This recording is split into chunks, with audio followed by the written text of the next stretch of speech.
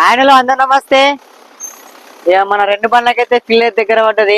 గత 5 రోజుల నుంచి అయితే మనం బండ్లు అయితే దుమ్ము నడిచినాయి జోరుగా.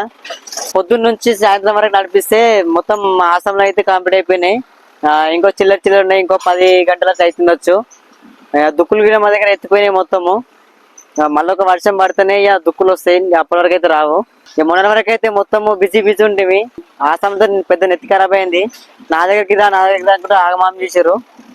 ఇప్పుడే చల్ల అయిపోయారు. ఇంకా కొంతమంది మాత్రమే ఉన్నాయి, ఇక మాది కొంచెం ఉంది. అది దున్నేస్తే ఇక దున్నకమైతే కంప్లీట్ అయిపోతుంది.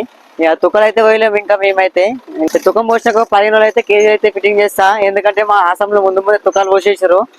ఇక వాళ్ళు పోసినాయి కాబట్టి ముందు ముందు ఎక్కించి బండి స్టార్ట్ చేయాలి. ఇక మా రెండు బండ్లు అయితే ఒక బండి మీద గంగరాం జానీ నడిపిస్తుండే. ఇక మన తమ్ముడు నిఖిల్ అయితే మహేంద్ర మన బండి నడిపిస్తుండు. ఇక అప్పుడప్పుడు వచ్చి నేర్చుకుంటుండు. ఇక నేను అందుకోసం రెస్ట్ తీసుకుంటున్నా.